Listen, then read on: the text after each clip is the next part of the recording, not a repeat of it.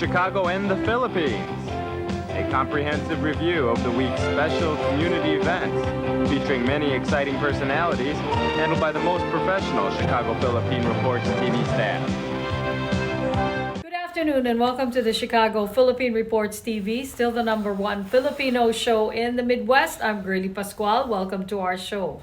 Today we have all the top stories from the Philippines. We also have what's happening in our own Filipino-American community of Chicago. We have interesting interviews led by our very own executive producer, Miss Veronica Layton. We have Bridget Cotero Carino. All these are coming up and more afterward from our sponsors. Please stay with us.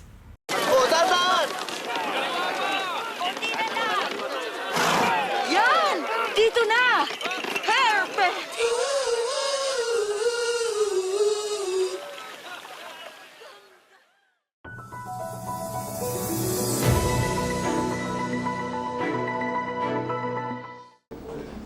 Although President Ferdinand Marcos Jr.'s call for courtesy resignation among his cabinet members took everyone by surprise, several lawmakers were quick to back his move.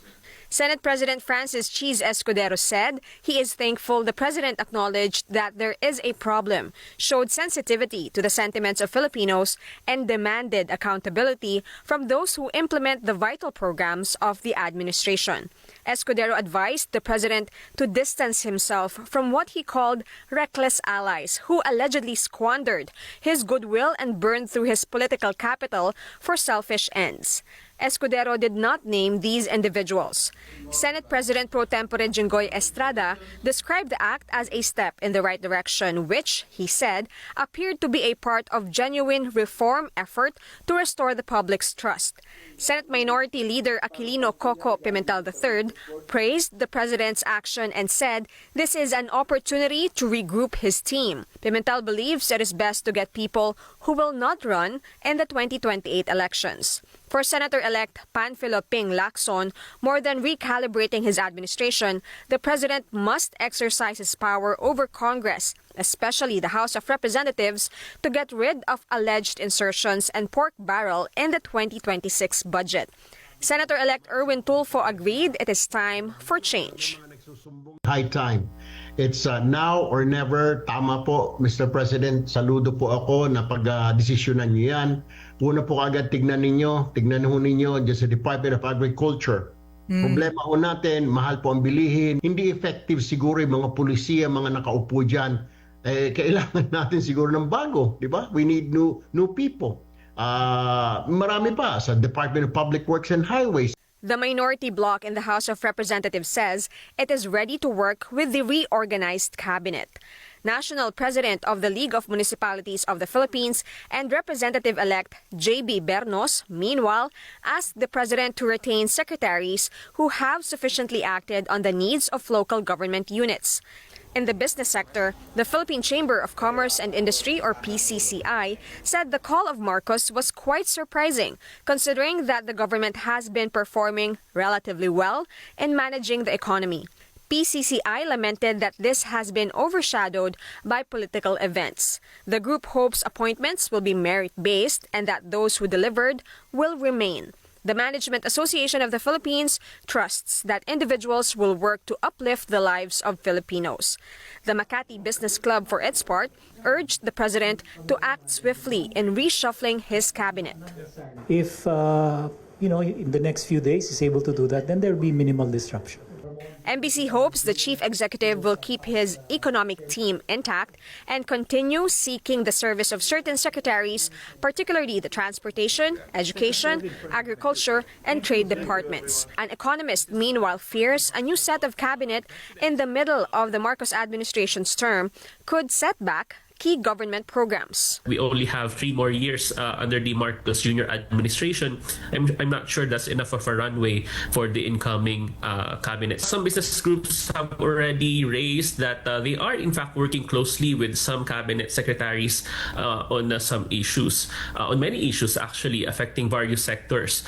So if they have to deal with another set of cabinet secretaries who may have different agendas or priorities or even temperaments, they have to learn how each other works. that will really set back many programs, I'm afraid. Philippine President Ferdinand Marcos Jr. pulled off a shocker on Thursday as he ordered all his cabinet secretaries to tender their courtesy resignations. Nobody saw it coming, at least not to this extent. Calling it a bold reset, the president said this is to recalibrate his administration following the results of the recent elections, which saw only 5 Alianza candidates making the cut. According to the president, those who have delivered and continue to deliver will be recognized, adding that the time for comfort zones is over. For the palace, the performance review is also an opportunity for cabinet members to prove themselves worthy to remain in the Marcos administration. Aminado ang Pangulo na kulang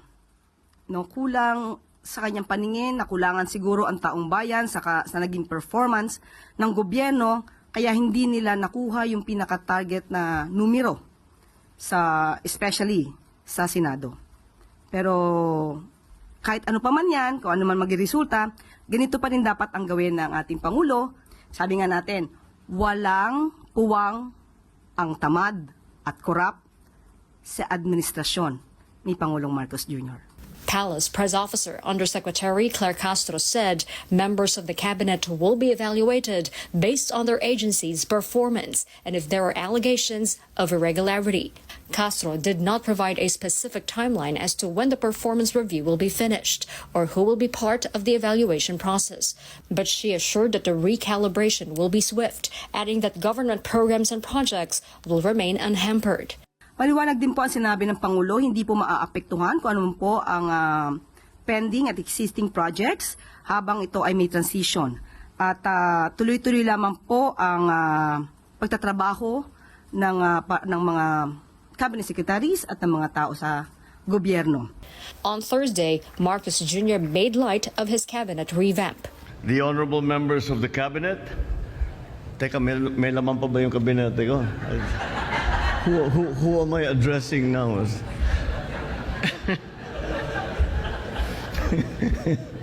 we are in flux. Over 30 cabinet secretaries, presidential advisors and assistants, and other high-ranking officials have tendered their resignation as of Thursday night.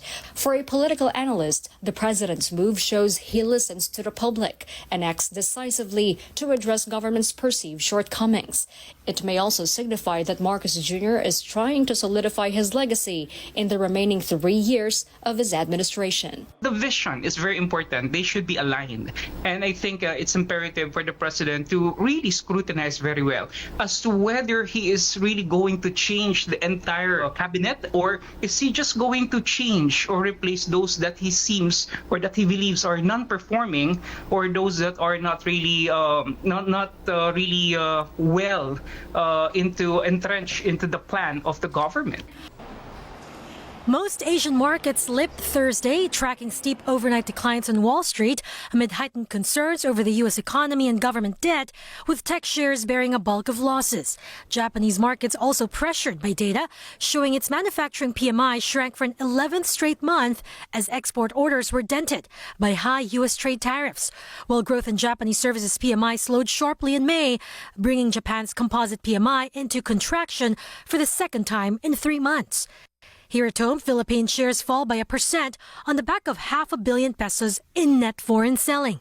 At least one analyst says the political noise coming from the president's cabinet shakeup is just that, noise for now. In the short term, the noise will really cause a lot of volatility. But definitely over the long term, we believe that these Philippine fundamentals are still intact. If maybe there's just one area of concern, I would say for the Philippines over the past several days is first quarter earnings have been streaming in. And I would say that they're okay, but they're not remarkable. So in that regard, maybe that's part of the reason why some investors could have begun taking profits. In corporate stories, URC's Malaysian subsidiary UR Munchies launches its new R&D center as it pushes for snack innovation. The center, located in Pasir Gudang in Malaysia's southern Johor state, features advanced product testing and development technologies that accelerate the production of high-quality snacks that keep up with consumers' ever-changing taste. Meanwhile, after 3 years, RCBC is going back to the bond market to raise a still undisclosed amount. The Yuchengco-led bank plans to offer fixed-rate peso bonds under its updated 200 billion peso paper program. In other news, STI Education posted a 45% increase in net income to 1.6 billion in a 9-month period ended March 31, as revenue grew 23% to 4.1 billion thanks to higher enrollment numbers. For January to March 2025 period alone, net income improved 18% to 706.6 million pesos. And finally, GMA Network has filed a criminal complaint for estafa with abuse of confidence against officers of Television and Production Exponents Inc. or TAPE, which used to produce Itbulaga for the misappropriation of funds totaling 37.9 million pesos. Among the TAPE executives named, Romeo Halosos Jr., former president and CEO, Romeo Halosos Sr., chairman of the board, and Seth Frederick Bullet Halosos, treasurer. The complaint stems from respondents' failure to remit advertising revenues collected from clients, which had been contractually assigned to GMA Network under a 2023 assignment agreement. It notes, despite multiple formal demands, the funds were not transferred to GMA because they were instead used for TAPE's operational expenses in violation of the trust arrangement outlined in the agreement. Do you need to get your hands on some extra money right now? Maybe $25,000 or more? If you're a homeowner, now is a perfect time to get cash out. While homes in many neighborhoods like yours have gone up in value, you can use the money for anything. It's yours. You can buy an investment property, pay for college, pay off higher interest debt, or make home improvements.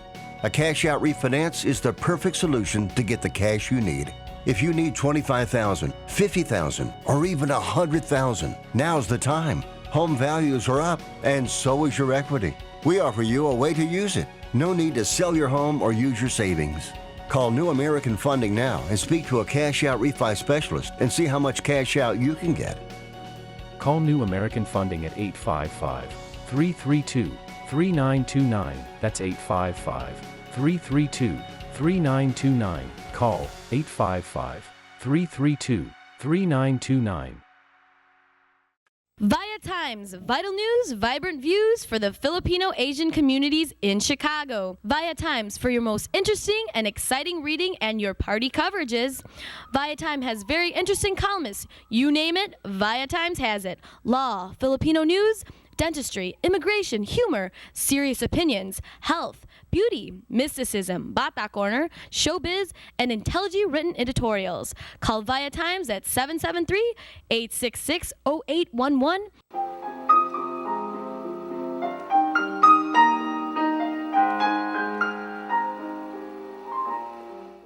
Magandang hapon po sa inyo lahat and welcome to Veronica's segment of the show. Today, I have a very exciting, interesting, and young film. And believe it or not, he is a poet, a young film poet. All right, and his name is Rob Makaisa Colgate. Very nice. Yep. And Makaisa, your grandma was a friend of mine, Josie. Yes. And I've interviewed her before. Okay, welcome to our show, Rob. How old are you? I turned 28 tomorrow, actually. Right. I asked you that. Forgive me. Okay. All right. And Rob is 28 years old, but he looks like he's only 18 years old.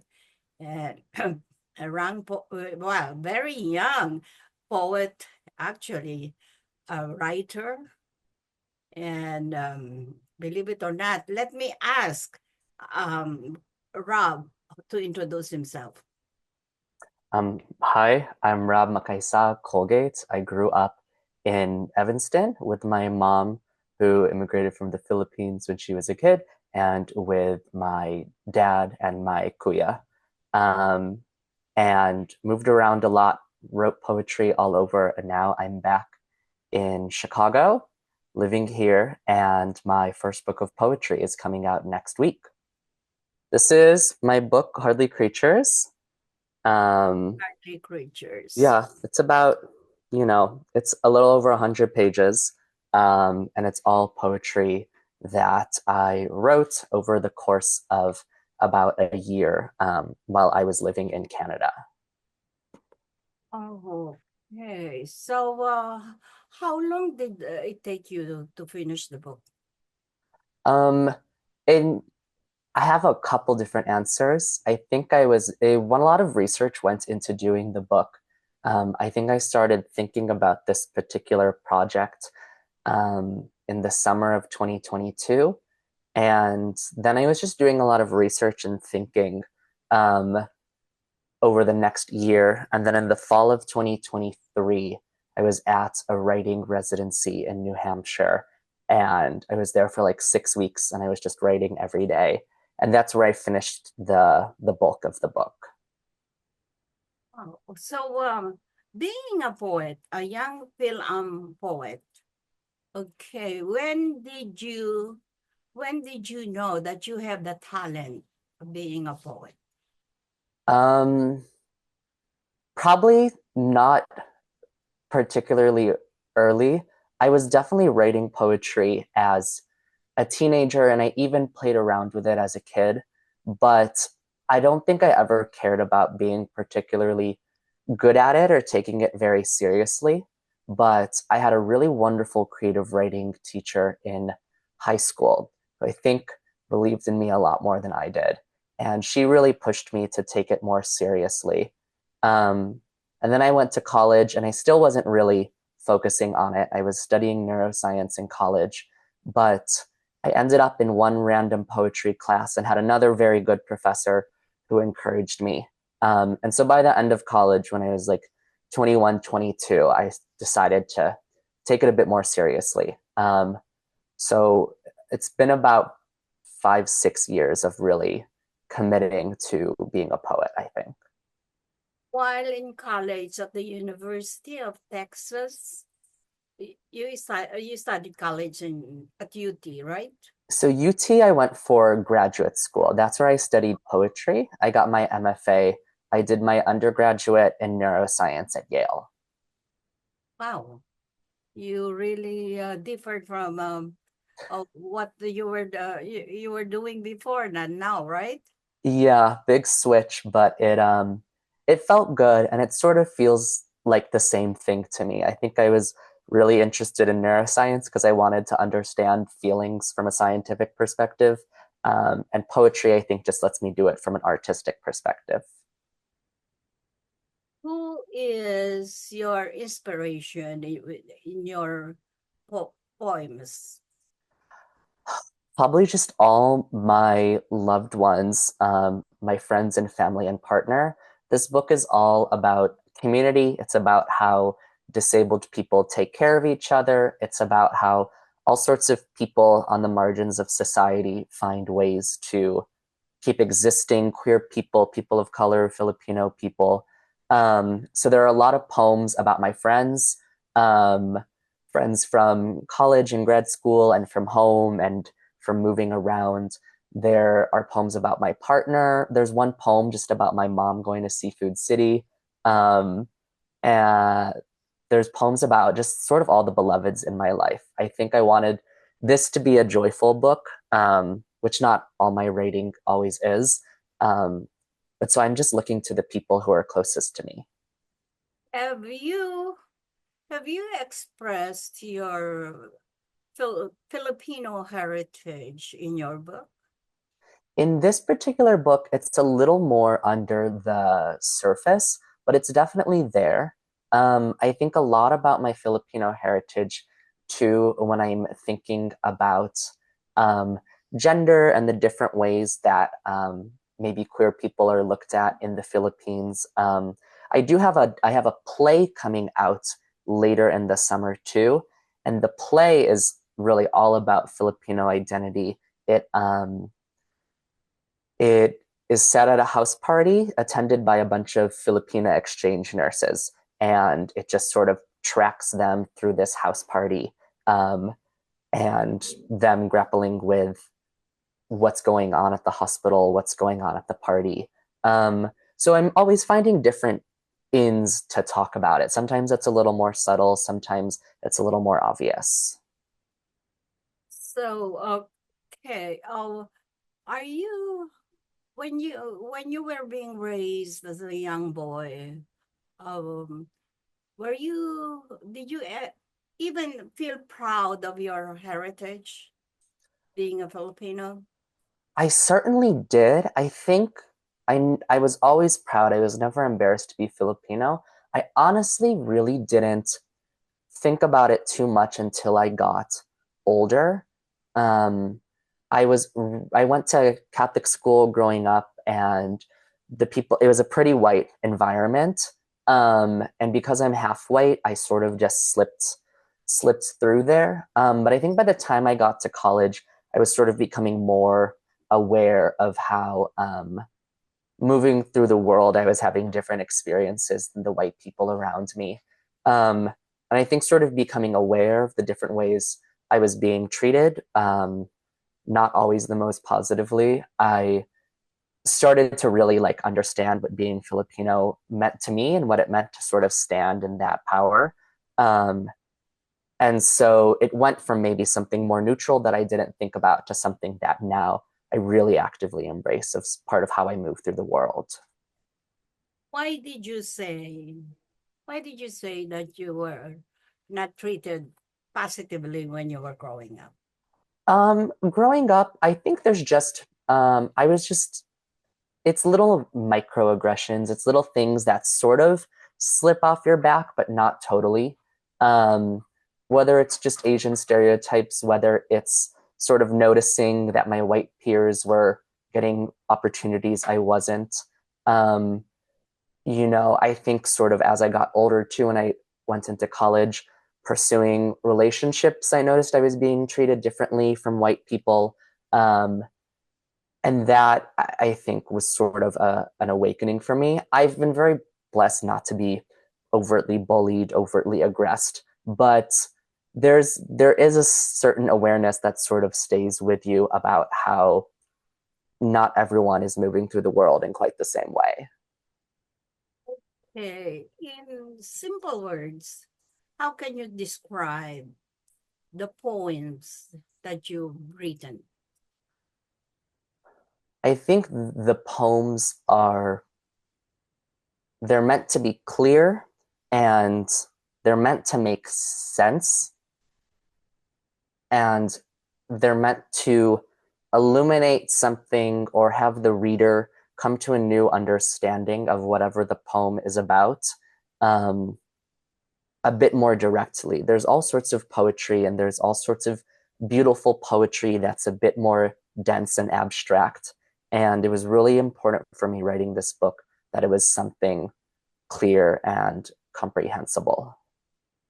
Are you planning to write more poems in the future? I am, yeah. It's sort of all I want to do with my life. Everything else I do is sort of in service of being able to write, whether it's pursuing grants or fellowship opportunities or working a day job. I'm always trying to carve out time to write. So I'm working on a new project now about a group of Filipino immigrant boys who are living in Connecticut, but it's all poetry. So always working on something new and hoping to never stop. So where can our viewing audience pick up copies of your book? So Hardly Creatures will be available anywhere books are sold. You can Google it, it'll show up. I encourage folks to support their local independent bookstores.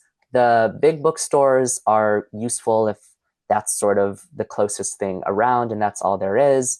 You can always order online, but there are ways to support indie bookshops online. But it's best to just go out into your neighborhood. There's probably some small bookstore run as a small business. And my press that's publishing my book, Tin House, is a big champion of independent bookstores. So the best place to find it is to go to an independent bookstore. You can also ask your library to order it. And if the library doesn't already have it, they'll order it and they'll put it on their shelves. And then it's good because once you're done reading it, it can stay at that library and people can keep reading it. All right. Okay. One last message for our viewing audience before we sign off. Coming from our point, Mr. Rob Makaisa, Colgate. I think my final message would be maybe if you have not read much poetry before, maybe if you feel like it's supposed to be something too artistic or abstract or difficult to understand, to give it a try, whether it's my book or not. There's just such a beautiful wealth of contemporary poetry out there that is coming from all sorts of different people, all corners of the world, all corners of life experience. And if you do a little sniffing around, you're not going to love everything, but you'll probably find something that maybe clicks with you a little more than you thought it would. And if that's my book, I hope you enjoy it. Great, terrific. Thank you. Thank you so much, Rob, Thank you, Veronica. for gracing our show today. And okay, I really appreciate you appearing to our show. And we also would like to invite you in the future in case of another book, and maybe some more books in the making, all right, in the future. All right, very good. I really appreciate your appearing in my show. I remember your Lola. Okay. Me too. She was wonderful. This is my Lola's necklace. Oh. Yeah, I always wear it. Always have a little bit of her. That's so nice of you. Yeah. Okay, fantastic.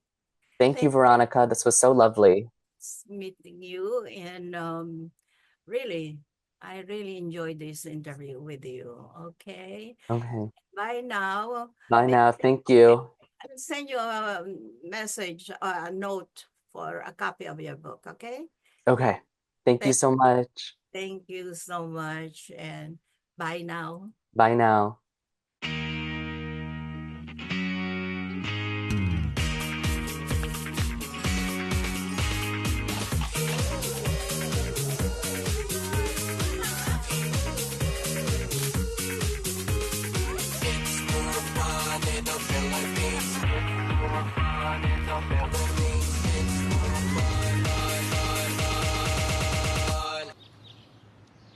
It's more fun in the Philippines. Magandang hapon po sa inyo lahat and welcome to Veronica's segment of the show. Today, I have a very interesting and very popular, respected and renowned individual in our community. This woman is really very interesting, and she has been doing a lot of work in humanitarian contributions through medical mission. Her name is Miss Nora Chai. Do you know her? It's very Good afternoon, people. Good afternoon, Vero. Hi, Nora. Welcome to our show. Thank you for this. You have been around the community, the Filipino-American community of Chicago, and you are really doing a wonderful work out there serving the community. Thank you. And that work is as a medical missionary. Ms. Nora has been doing medical missionary work through the years. And let's hear from her because she's on her way to retirement, she's saying, and through all this work. Hi, Nora. Welcome to our show. Hi, Cprtv. Thank you for giving me this privilege to be interviewed about our project in the Philippines. Yes, thank you. I'm very thankful that you are gracing our show today. Nora, okay, can you please share with us some of the exciting and interesting experiences that you've done through medical mission? Well, actually, this dream of being able to help marginalized kababayans started when after graduation, I worked at the USC Charity Hospital in the pediatric section of the hospital. And I saw the poverty and the need of the people because they didn't have money to cover the expenses in the hospital. And I promised that if I will be lucky in the future to have the kind of funding, I'll be able to help them. And that's how it began. My commitment with the Philippine Medical Association of Chicago started in 2005. So that would be 25 years. So I've been joining their mission through the years. And then, of course, I adapted other projects and we did outreach projects with my family members on a smaller scale. And it just, I guess, got bigger, better, and more fulfilling for the family. So, and the last one was actually after we had an accident in 2018, and I did promise because we were survivors that I would do payatas, which was in my bucket list, anyways, and Baseco. So I was able to do that. Baseco was this year in February 16, 2025. And I think promises that I gave out to friends that I would do the mission, it has been fulfilled. And I think that's going to be my last one because I'm already going to be 80 this year. Well, yes, because you've been doing it through the years, and maybe you are really getting sick. I mean, really tired of doing this. Oh, it's time for me to attend to our personal stuff, at home and even start downsizing, I guess, and start moving and make life simple. So professional, you are a nurse. Oh, yes, I forgot to mention that. You'll The be bachelor's working degree. as a nurse. And that's why you are doing a medical mission in your. Oh, yes, I forgot to mention that. Yeah, I have a bachelor's degree from University of Santo Tomas. And I did work throughout in the ICU, CCU area of, in nursing. That's what I primarily did with my profession. Anyways, but then I sort of just joined the registry when I married Fred, so I was just registry or part-time through the years, maybe like working 2 days a week or once a week just to keep my license in order. All right. And so out of your retirement is when you thought of doing this philanthropic work actually. And and this is just for the Philippines or what? Have you done other countries for your medical missions?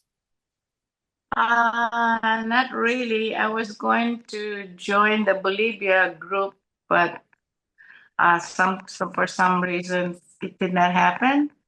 But my heart also was if I have to go to another country, I would rather go to the Philippines and touch different areas in the Philippines because we really, really need help. I mean, the people do need help as far as medical, surgical, even dental, even as simple as circumcision.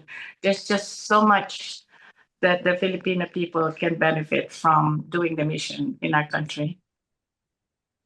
I think you're still young to retire from what you're doing. Veronica, I'm gonna be 80 this year. You're still young. Yeah, look at you. You still look so pretty.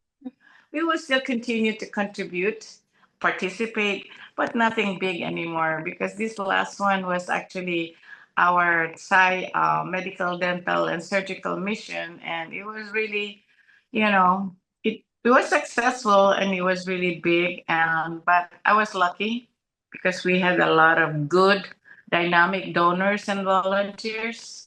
So I couldn't have done it without them anyway. So it was really very fulfilling and a good experience, a very good experience for the family members who joined us, which is our children and grandchildren.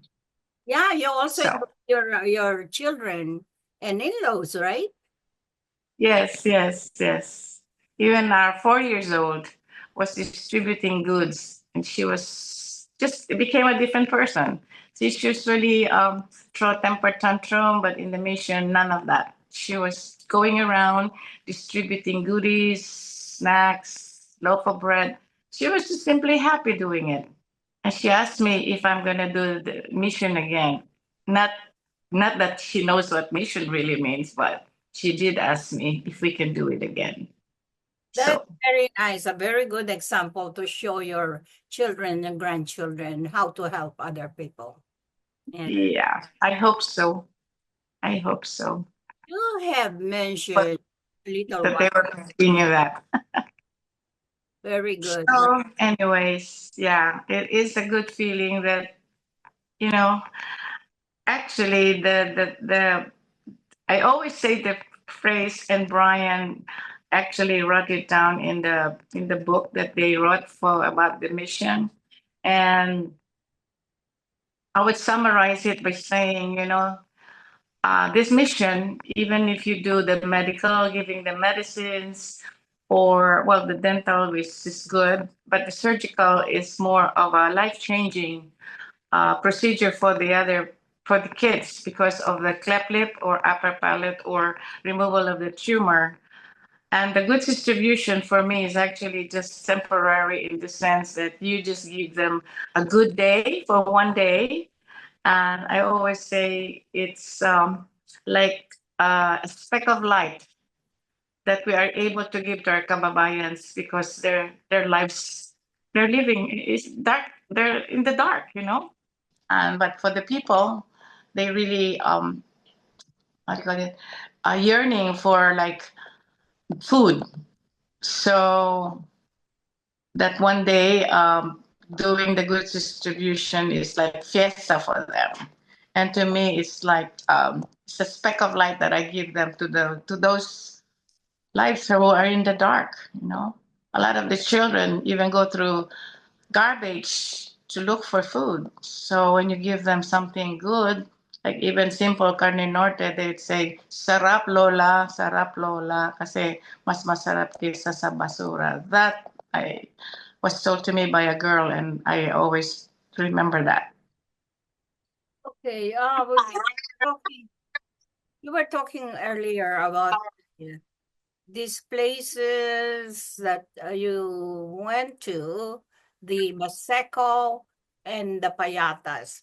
Can you please explain to our viewing audience what these places are in the Philippines? Okay, make it quick. Payatas is known as a Smoky Mountain. Payatas was a garbage dump, and it became so huge, like, well, it's like a mountain or mountain hill. And a lot of the people do live on the base of the garbage, or most of them would live on top of the garbage because that is their source of livelihood. They do recycling, and a lot of them just live on top of the garbage dump. So it was emitting methane, so that's why they called it Smoky Mountain. But one day it erupted and then buried a lot of people. From what I understand, 700 people were buried alive, and that is Payatas. The garbage now has been moved to Montalban, so they have cleared up that area and it's fenced. So I don't know what the project is going to be for that one. And then Baseco is actually, I really don't know the details, but it's called Bataan Shipping Engineering Company, which was started by the Marcoses.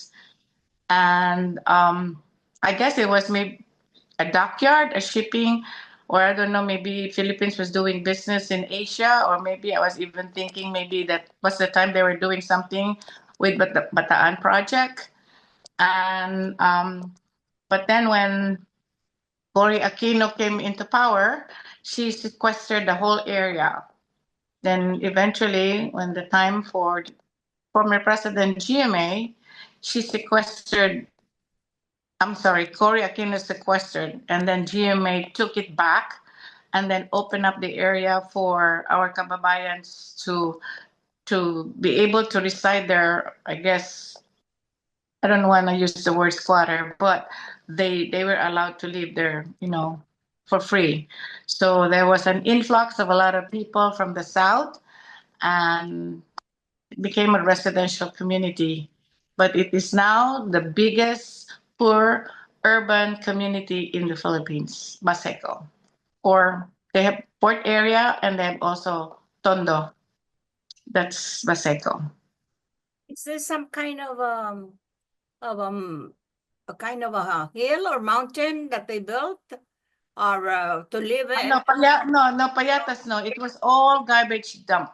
That's why it became parang, hindi naman mountain, but just, a big amount, tall amount, I mean, many garbage disposals from different places. And so it became like a hillside. Now, Baseco, no, there's no mountain, or it's not a garbage dump area, but it's more residential area that it was open for the people of the Philippines to stay for free.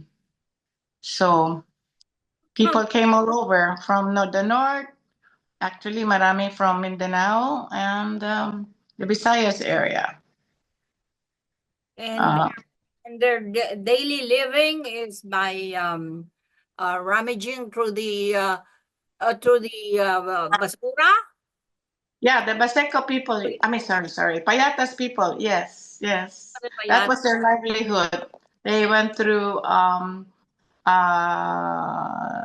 garbage, and then they'll collect like plastic bottles, paper goods, that's being recycled. And of course, a lot of them, because they're hungry, they do search for food. It's leftover. So narinig mo yung, ano bang tawag doon, where they get the leftovers and then they stir fry it and then they sell it, or that's their food for the day.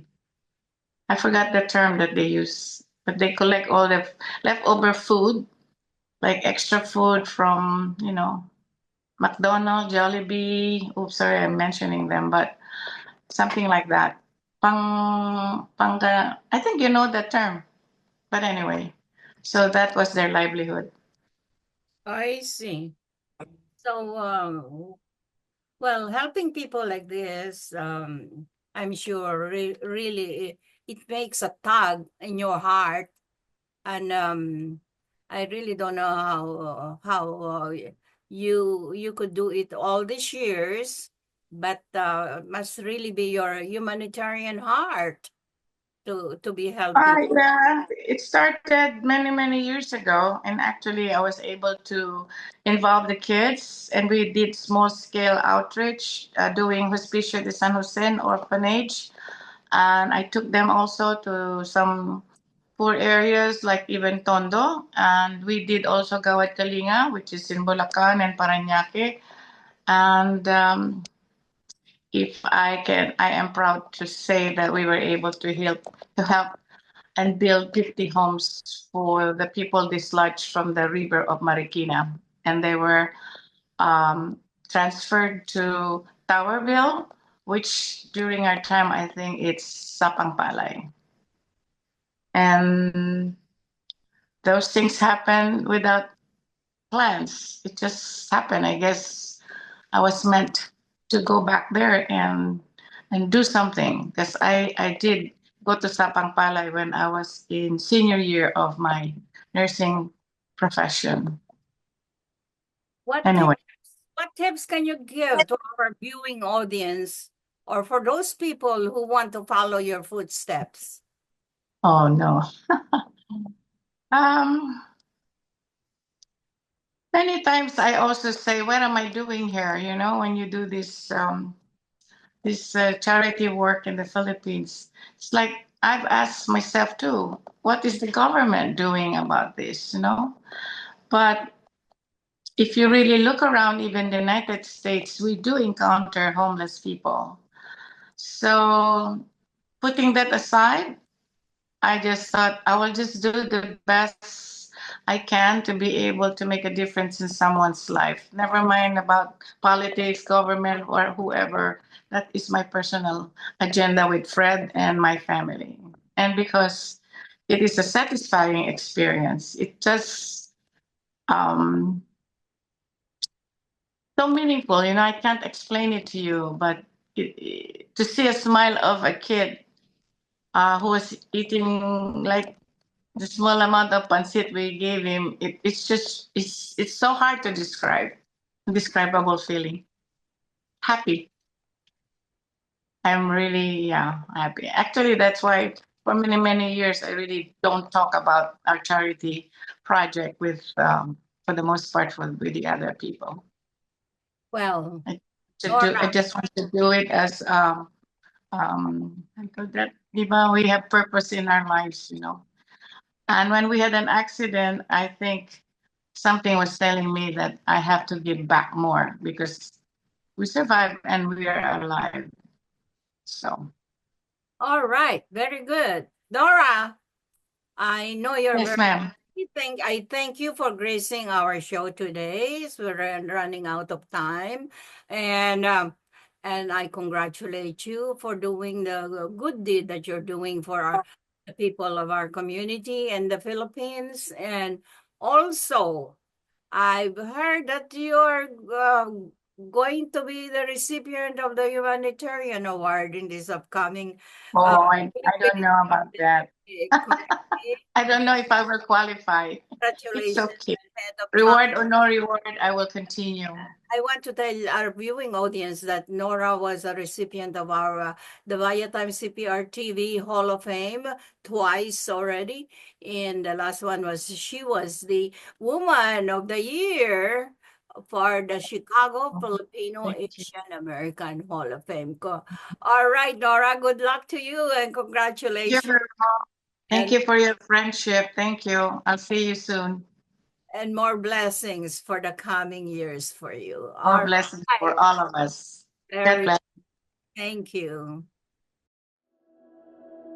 This is a prayer and a reminder. All we have is now.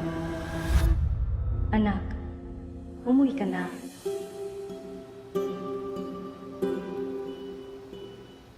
Worldwide this morning, growing concern over a growing health crisis. The World Health Organization has just declared that this is a pandemic.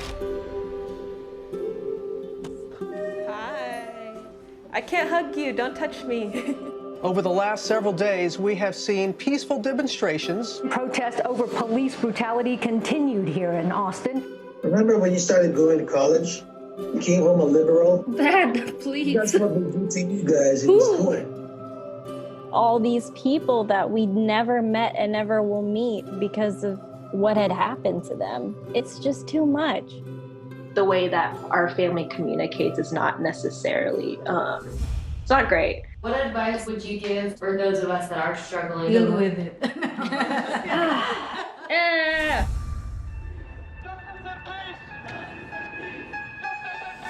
I think the norm for our community has been to just stay silent and keep to your own business. I could definitely be doing more than I'm doing right now, and I know that others can as well. What if someone is called from God to be an activist? I can answer that question. Shouting revolution, oh wow, breaking each tradition. You don't believe in the Black Lives Matter movement? An advocacy group reporting at least 3,800 anti-Asian hate incidents since last March. I'm kind of conflicted. I'm like, maybe I should move home and be here with them. I hope that this moment makes you take a step forward and a step together in the right direction. In order for a subject to not be taboo in our community, there always has to be someone to start that conversation. You speak up for me when I can't speak up for myself. And I've seen you do that for other people. I see a lot of people who just kind of cut off friends and family, and I don't think I can do that. I love my parents. This is a symbol of our voices. If you look at your neighbors around you, you will see who stands with you, who stands for you. At least I know that you can stand up. That's the thing I'm so happy about.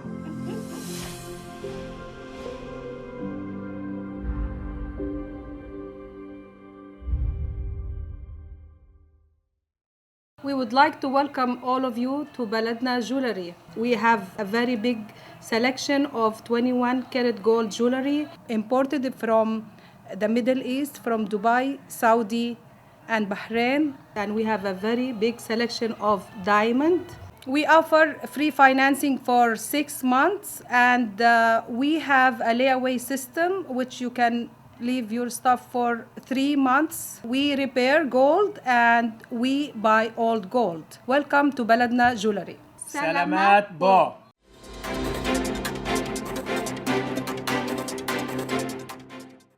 Good afternoon, this is Bridget Karina-Quetter bringing you this week's local news from our community.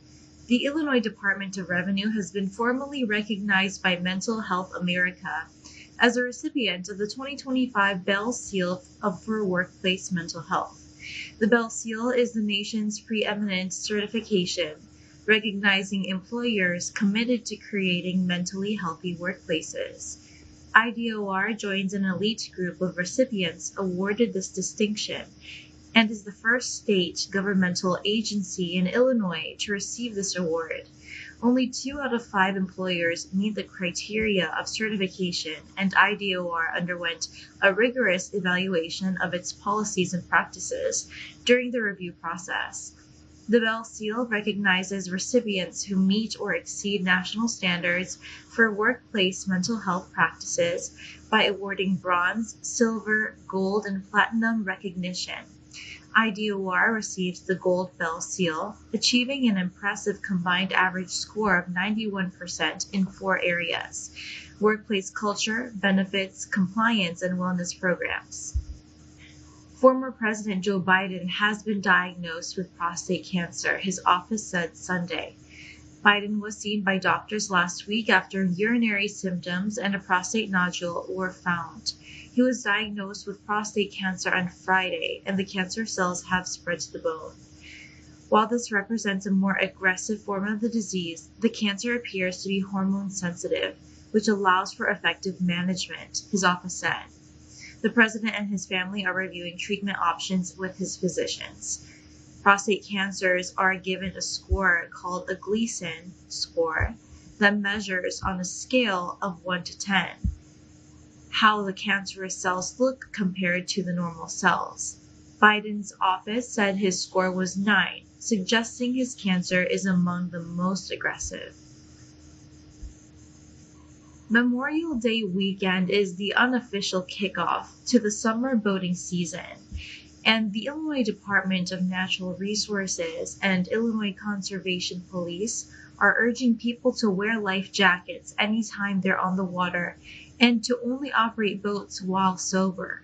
National Safe Boating Week is May 17th through the 23rd, the week leading up to Memorial Day holiday weekend, to raise awareness for boating safety. Understanding and adhering to boating regulations such as navigation rules, safety equipment requirements, designated no-wake zones, and staying informed about weather conditions are essential to ensuring positive experiences for all who enjoy the state's waterways. In a state where its residents pay the second highest gas taxes in the country, another increase is on the horizon for Illinois. Dubbed Rebuild Illinois in 2019, the capital plan doubled the 19-cent gas tax to 38 cents and linked annual increases to the Consumer Price Index. It increases again to 48.3 cents per gallon on July 1st. Revenue generated from motor fuel taxes is primarily dedicated to funding transportation-related infrastructure. But Ravi Mishra, policy analyst with the Illinois Policy Institute, said Illinoisans are not getting their money's worth. The American Red Cross is providing comfort and support to people across multiple states after Friday's deadly tornadoes and storms. Red Cross disaster teams are working around the clock with our partners to make sure everyone has a safe place to stay, meals, emotional support, and comfort. Shelters are open in Missouri, Kentucky, Illinois, Indiana, and Wisconsin. We have mobilized relief supplies and additional disaster workers and are working with local and state officials to help ensure people get the help they need. When it is safe to do so, Red Cross volunteers will help assess the residential damage in affected communities. This work will help us to better understand what help families may need in the coming days and weeks. There were more than 900 reports of storms and as many as 30 tornado reports, which caused widespread destruction across the region and left hundreds of thousands without power. A labor policy analyst says the Service Employees International Union of Illinois spends far more on politics than it does on representing workers. Maylee Smith, Senior Director of Labor Policy and Staff Attorney at the Illinois Policy Institute, said the SEIU Illinois State Council reported to the Department of Labor that just 3% of its spending last year was on representing employees. 65% of its spending was on political activities and lobbying, Smith told the Center Square. The SEIU Illinois State Council spent over $1.8 million in 2024. Of that, just over $57,000 was spent on representing workers. $1.2 million went to political activities and lobbying, and the rest went to administration, overhead, and other priorities.